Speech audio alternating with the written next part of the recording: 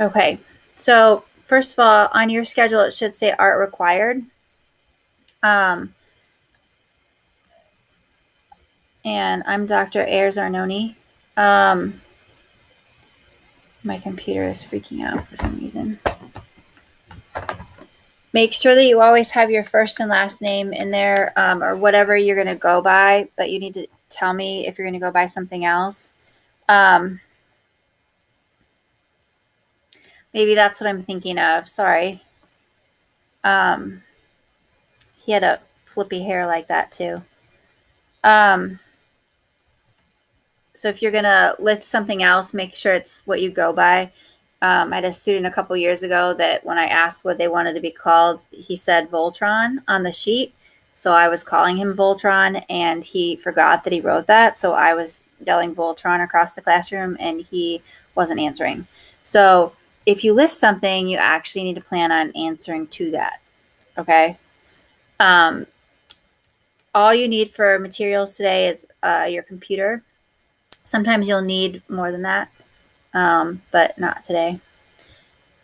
Even if when we're in the classroom, you can feel free to zoom in if you're on the opposite day. Okay, if you have a question or something, or if you want to hear the intro, you're in B and you want to hear the intro from day A to get started, you can zoom in.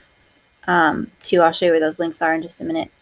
But the rules for the classroom, whether we're in or out of the room, is to do your best. Okay, I'm not expecting you to draw or paint or sculpt like Michelangelo. Okay. I'm not going to ask you to paint the Sistine Chapel or anything like that. Okay. But what I am asking you to do is to spend time on your work and spend time trying to get better. So instead of rushing through it in 5 minutes, even if I'm not sitting there watching you work, like when we're online right now, I can tell if it was a rush job or if someone tried and just maybe isn't as skilled. Okay. There's a difference in how that looks in the end. All right. So doing your best, not just pretending and using it as an excuse. Okay. Doing your best. With that, if you're not improving throughout the trimester, if you're just saying the same ability, then your grades are going to go down. Okay. Because you're not learning. You're not getting any better. So make sure that you're working to improve throughout the trimester. Number 2 is be respectful. So right now that would be like making sure your name is listed as your name. Okay. Making sure you come in on mute, and if you want to say something, you get off mute and then you get back on mute. Okay. Things like that. And that if you want to say something, it's on topic. Okay. And then number 3 is, so also number 2, when we're in the classroom, you need to respect the materials. You need to respect the space, each other. Okay. So like I said already about the class being really big, you need to really be aware of the space that you're taking up and that you're not walking into someone else's space too. Number 3, clean up after yourself. Okay. So that's important both at home when you're working online and then also when you're working in person. It's not my job to clean up after you. If you made the mess, you need to clean it up. Okay. Same thing at home. If you made the mess, you need to clean it up. Okay. Any questions so far? Okay. This is my dog. She is really awesome. She follows me everywhere. She follows me to the bathroom. Like sometimes if I shut the door and latch it, I'll just hear a big bang because she'll just run into the door trying to get it to pop open. She's right now just laying here. If she was with you guys, she would make you pet her and rub her belly and notice how cute she was. These are my kids. This is when they were much younger. This one's in there twice. I don't have 5, I have 4. This was taken last year. These are my 3 older kids. The one in the white pants is currently in college. Do you think that this is the reaction that you should have when you're given a hamper? And essentially, I mean, what I was meaning to say was, you guys have to do your own laundry now. And what they took the hamper as, this is my new hat. Okay. She's in college. She was just about to graduate high school when she said, "This is my new hat," instead of, "I have to do my own laundry." Are you calling humor bad? What? Are you calling humor bad? No, this is just my kids. They just do weird things, is all. And after so many years, it's just, they're weird. So this is Rocco. He's my youngest. He's 8. He's 5 foot tall and wears a size 7 men's shoes. He's supposed to be 6'5". So we always tell him he's the smallest now, but he's going to be the biggest soon. This is Jack. He is 15 and a sophomore at City High. He's putting together a sculpture lamp, but he didn't have enough hands, so he's using his foot too. This is Rocco again, and then this is Matisse. He just turned 16. He is 5 months older than Jack. And then hiding behind my screen here, that is Lizzie in her dorm room this year. She's a freshman at Iowa. This is our family picture that Jack took. So the guy here with the skateboard actually took this picture. He told us where to stand and set up the camera with a timer and ran and got in the picture. So what's the deal here? So I have these 2 kids that are both sophomores at City High. They are not twins. How is that possible? Anybody have a guess?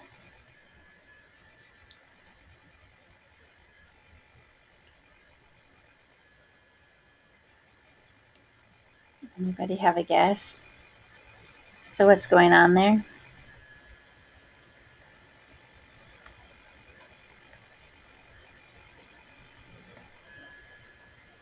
Twins that are born very close together.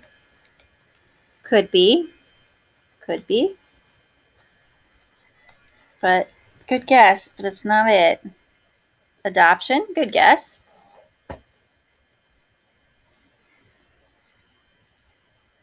Anybody else have an idea?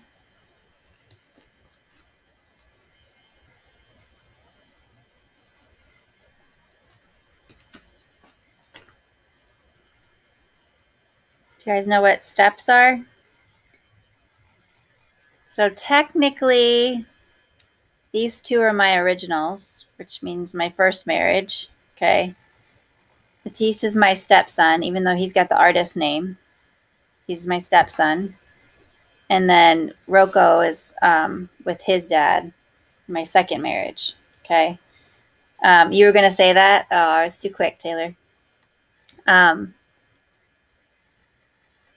So my stepson still, obviously in my family pictures, still comes and stays with me sometimes too. So it's always interesting to hear what people guess. We're in the 5 months where they're not the same age, so it was a little trickier when I said one was 15 and one was 16. So if you need to know what we did in class today, if you need to know what to do, or what you need to do, you're always going to check Canvas. And I'm going to show you that in just a minute. But this is the Facebook page name for the art class. And then this is the Instagram. So both of those, well, the Facebook page, I share like cool videos, but I can't do that as easily on the Instagram page. Instagram is going to have a lot of pictures of student work. Okay. So if you're on Instagram, you can follow it, and then you might see your work come up throughout the trimester. So I tend to share a lot of it. On Canvas, though, you need to know a few things. So if you check the announcements are where you're going to find what to do. Right now, there's nothing there because it's not. I'm just giving you the assignment today. But throughout the trimester, if you ever have a 0, that means you need to finish a project. Okay, I don't ever take off late points, but you don't get any until it's done and turned in, and I know about it. Okay, and also I'll have the links here for Zoom. Okay, so your link, it says the schedule. So when we're online, this is when we have class. Okay.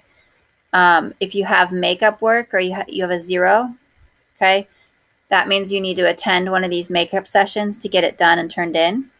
Okay. And that's a different link. We have optional Pictionary during these times, and that's a whole different link again. Okay. That's in the announcements because it will get buried. The other spot that they make us put it gets buried, which is right down here. So I already went over some of this stuff. If you want to look at this on your own time, you can. And I'm pointing at the screen, like you can see my hand. But you can look at that. But it will get shoved clear to the bottom by the time we're done. This one, the daily slides, is always going to be here at the top. And what I tried out, and it seems to have worked, is I've given you a link to the actual project itself. Here's examples of the project today. And then if you click on this, it'll take you straight to the project, but I'll show you how else to get it to it in just a second. So this slide deck, though, as we go through the trimester, so next week, this one is going to become slide 2, and next week's will be slide 1. Okay, so the most recent is always going to be slide 1. But you'll be able to go backwards if you have makeup work to do. Okay, that's where hopefully having the link to the actual project will help out later. But if I go to home, the most recent module is always going to be right under the slides, daily slides, okay? Which is why this one's going to get pushed to the bottom because we'll keep building. So if you open up week 1, Elements of Art, I've already got it open here. That is not it. This is it, okay? This is your assignment sheet, okay? I have the link to the presentation that I'm going to show you. You could click through that along with me, but you could also just watch it on my screen while you fill these out. So for all of your assignments, you're going to have some notes or some drawings that you have to do or something that you're doing during the presentation, okay? It's free points for one, okay? Because I'm going to tell you the answers to what you need to write in, okay, right now. It's also though going to help you do your assignment. So today you're going to learn about the 7 elements of art, write those down and write an example.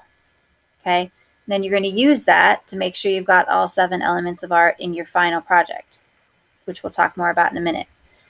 So as I go through the presentation, you're going to write in the element of art and then an example. You could write down the one that I use, or you could write down, like just look around the setting where you are. What has that element of art in it? Okay. Does anyone have any questions so far?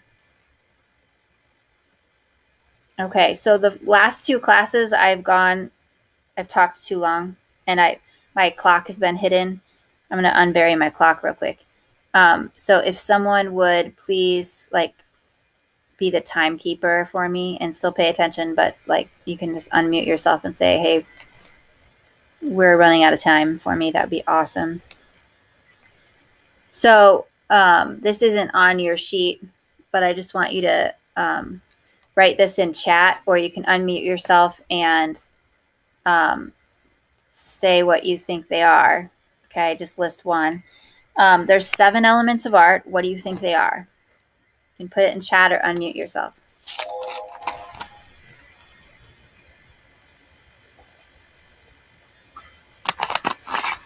Creativity.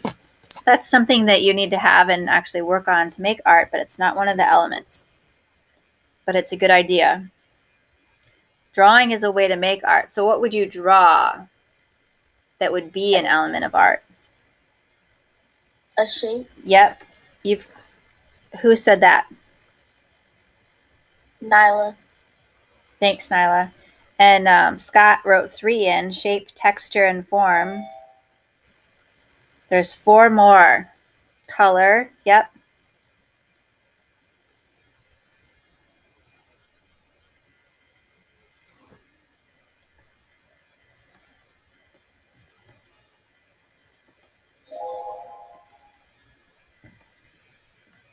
Creativity is good to have, but what would you use your creativity to draw?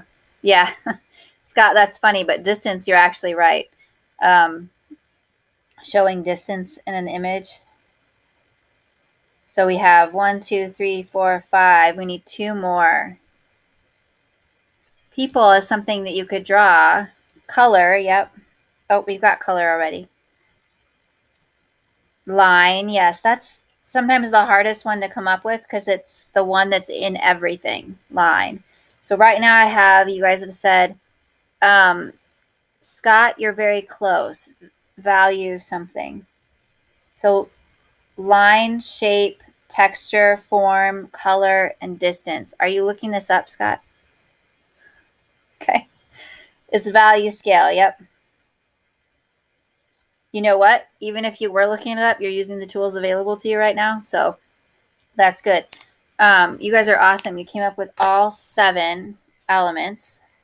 So now we're going to look at some examples here, and you're going to write down the 7 elements and write an example too. So it could be the example I'm giving you, or it could be looking around your space you're in to list one that you see there. Okay. So line is the most basic. You can't have absolutely anything without line. Okay. This is a self-portrait by Raphael. So his hair has lines. Hair is lines, right? If the hair is drawn well, it's because you're literally drawing every line on your head, every hair on your head, all those lines. That's why it takes so long and it's so frustrating. Okay. But also the side where his face is, the side of his face, that's a line that's created with the side of his face. The shading, it's all a bunch of lines. Okay.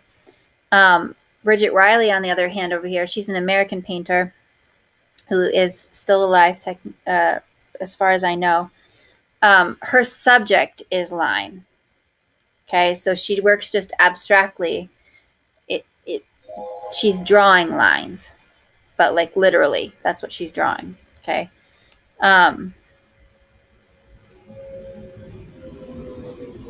Does it have? Does a circle? Yeah, a circle is made up of a line. It's a line to draw it and to make it. The next element then is texture. Okay. There's 2 kinds of texture, but on your sheet, it's only going in one space. So the element is texture, and then you could write in that there's 2 kinds, real and implied. Okay. If you wanted, but you want to think about the difference there when you're getting your example. Okay. So technically, when I look at your work, when we're online, okay, everything is going to be implied for me, because if I touch your work that you're turning in, I'm feeling a computer screen. That's why it's implied. Okay. So if I were to try to touch the clouds in the Raphael painting, what would I feel?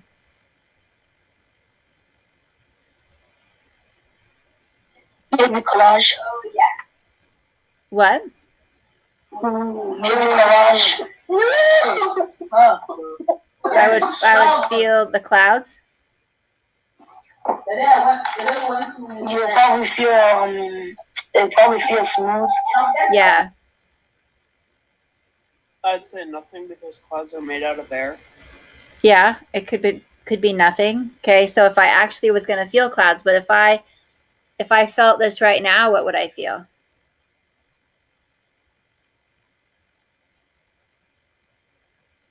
What would I be touching if I reach out right now? If you reach out, I might probably be touching air. Yeah, air. And Calvin just said it is kind of a silly question to ask you guys, huh? I would be feeling the computer screen right now. So it's not going to feel like air. It's not going to feel fluffy. It would feel like a computer screen. If I was in Italy and I was looking at this Raphael painting and I reached up and felt it, okay, first I would feel, oh, that's paint on a board. That's what it feels like, because that's what it is, okay? Then I would feel very hurt because I would be tackled by an Italian guard of the museum and be on the ground, okay? So it wouldn't feel like it looks, right? Raphael's done implied texture. He's made it look like it would feel fluffy, like it would feel like air, like it would feel like, the baby's crunchy, dirty hair would feel crunchy and dirty and gross, like 2-year-olds, because they put everything in it that they've eaten for the last week. Okay. It wouldn't feel like that. It would feel like paint on a board, because that's what it really is. Okay. It would feel like you getting tackled by a guard, because that's what happens if you try to touch artwork in a museum. Okay.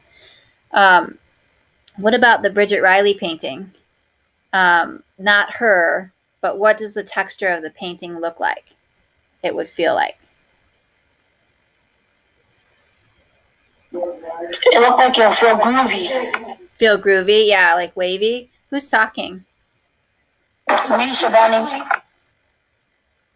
Sabani, awesome. That's a cool name. So it would feel wavy. Okay, that's an optical illusion though. So her canvas is just as flat as mine behind me. Okay, just flat. But the way that she's painted it makes it look like it would feel wavy. Okay. Again, you'd be tackled by a guard if you reached out to feel it. So you would also feel hurt, but you would feel paint on a canvas. Okay. You really touched it. So the difference then is real texture. Okay. So technically, even if you make a sculpture at home and you turn in a photograph, I'm still grading implied texture because I can't feel it. Okay. But if the sculpture was sitting in front of me, then that would be real texture. Okay. Doesn't necessarily have to be a sculpture, but like Van Gogh's work is very, very textured because his paint is super thick. Okay. So it doesn't have to just be a sculpture to have real texture.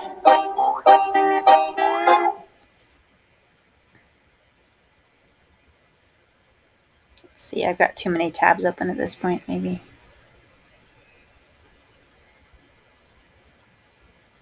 So this is an example of real texture. The American sculptor Dwayne Hanson passed away in '96, and this is the first London survey of his work for 18 years. Most of the works on display are the solo figures he created in the final 2 decades of his life.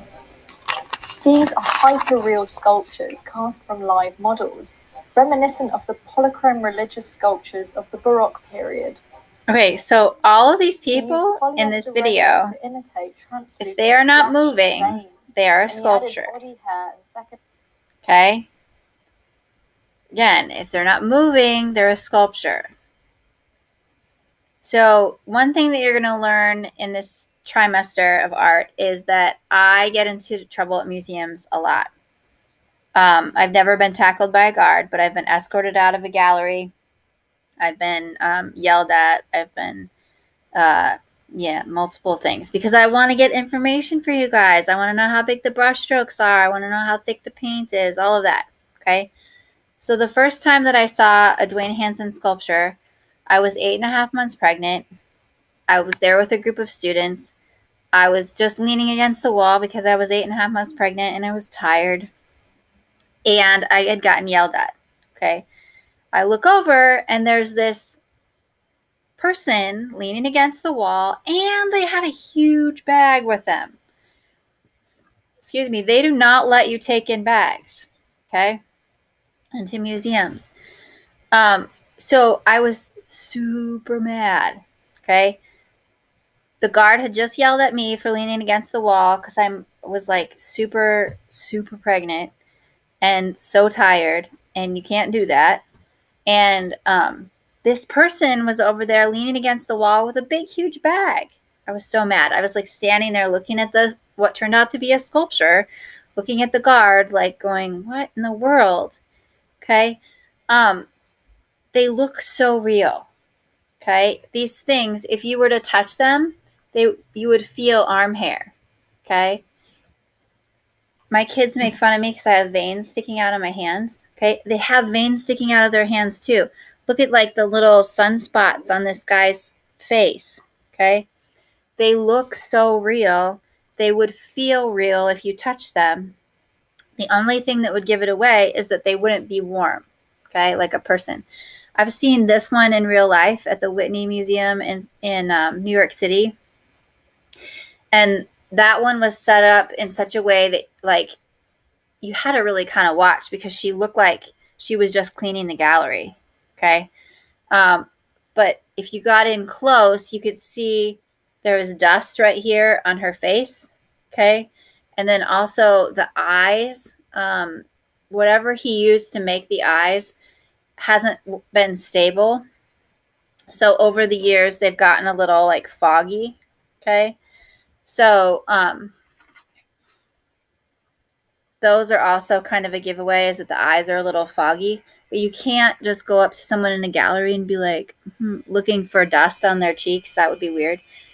But these guys, they're super realistic. So that's real texture, okay? If you actually touched one of the sculptures, it would feel like arm hair. It would feel like hair. It would feel like, you know, a nose, okay? Or fabric, because they're real clothes that they've got on. And you would probably feel tackled as well by a guard. So don't do that. So you guys are most of the time, except for when we do some sculptures at school, going to be working with implied texture, okay? When we do the sculptures, for sure, you'll be doing more realistic texture or more real texture. What is this an example of, real or implied? This is by Jean-Michel Basquiat, who's a super amazing, one of the first street artists. Implied, right. Is it Kenley? Is that how you say your name? Kenley? Yes. Okay, awesome. Yeah, it's implied texture. He gets a little bit of stuff from like using the back of his brush and scraping into the paint, but it's hardly anything. It's kind of like getting a little fold mark if you fold a piece of paper. It's not really raised much at all. So now we've got texture and shape. Texture and line, and we're going to do shape.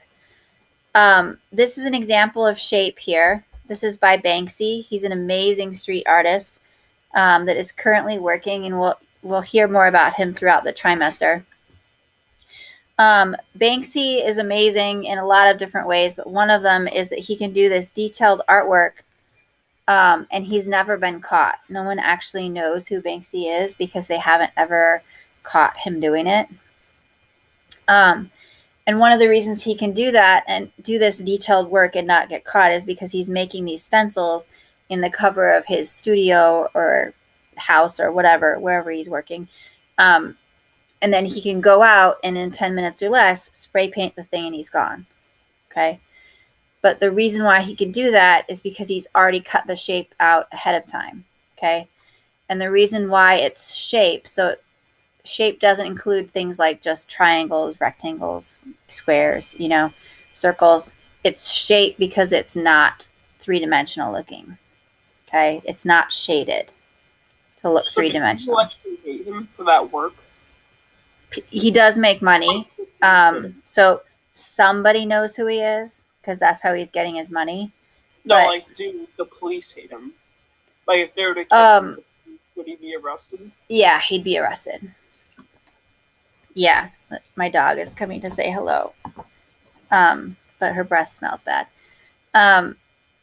Yeah, he's also done some really cool, I mean, his work is amazing anyway, but he's done some like things where like there was a school he's from Britain. There was a school near where he lives that like needed funding. So he like did a painting somewhere on their campus that they would be able to then sell to make money. So he's done some like really cool charitable work and a lot of activism work. But shape not only means actual shapes, but it also is just two-dimensional looking, okay? Not shaded. Which we'll get more into the difference there in just a minute because we're looking at form. So this is an example of form. This is a painting of a poppy flower by Georgia O'Keeffe, okay? See how it's shaded to make it look like it's three-dimensional? Okay. So that's what form is, taking it from being flat, two-dimensional to looking three-dimensional. Okay.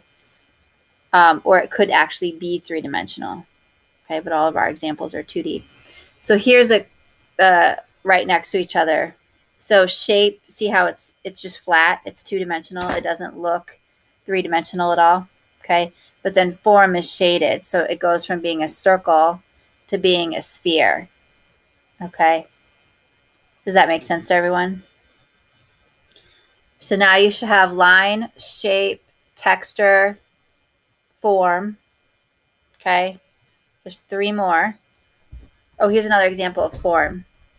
By the way, we're never going to do something like this because this would drive me insane to do this myself, so we will not do this. This is by street artist TSF Crew. This is painted on, painted on a wall, okay, that goes back like this, corner, it comes out. There is nothing that's going across like this. Okay, it's an optical illusion that's painted to make it look like it's going diagonal across the space, but it's actually painted back into the corner like that. Okay, do you guys see that? It's hard to, you can see a little bit right there where that's like the corner showing. Okay, but we're not doing that because, well, then they also made it even harder by making this look metallic, which is a whole nother layer of difficulty. Anyway, so color is another element of art. Okay, and you guys named that one as well. This is by Shepard Fairey. He's another street artist. He is also currently still working. He, I'm sure, knows who Banksy is. Shepard Fairey made this poster for the first time that Barack Obama ran for president. Okay. So thinking about color, why do you think Shepard Fairey chose these colors? Okay, so every piece of artwork is telling some kind of story, whether it's something like this where there's lots of layers to the story, or something like my painting up here, okay, where this is just, the story is there's some flowers and it's abstract. That's it. There's no more to that story. Okay, but what are the colors telling us here?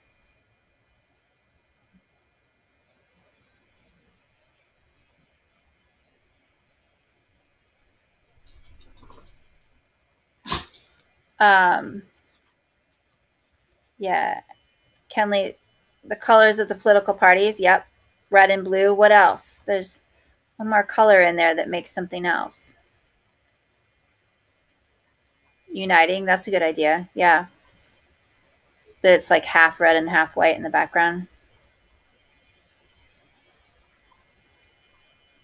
Yeah, and then Scott's also mentioning well, first he mentioned the flag, which I'll come back to in a minute, but then he's mentioning the word hope. Some people say that text is also an element of art. We are not looking at that as one of the elements of art. But I use text a lot in my artwork too. I think it's a different classification though. But sometimes that is included.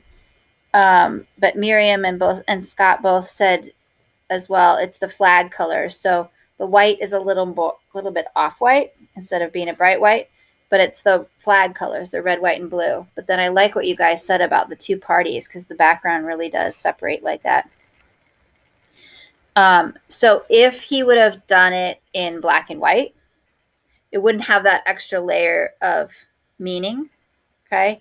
If he would have done it in blue, purple, and orange, okay, again, it wouldn't have that extra layer of meaning to the story, that extra like subconscious push, okay, into this guy's presidential, okay? So every decision that an artist makes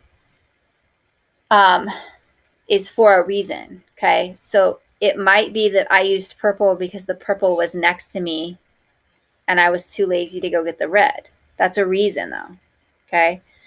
The reason might not add to the story of what you're trying to say, but there's a reason there, Okay, so for Shepard Fairey, he chose these to add to the layers of the story that he's trying to show. Okay. Oh, thank you, Bo. Yes, we have 3 more minutes, so I'm going to try to run through these. Value scale is where you have a color and then you add to white to make it lighter, shades lighter. You add a little bit of black to make it shades darker. Okay. And this is what that looks like in a artwork, okay, where it's used to have shading, make the image look 3-dimensional. We'll talk more about color wheel on Thursday, and value scale, but distance is the last one then, okay. What in this image shows distance? This is by Inky, a street artist. Oh, it's time to go right now. It is. We'll talk more about distance then too.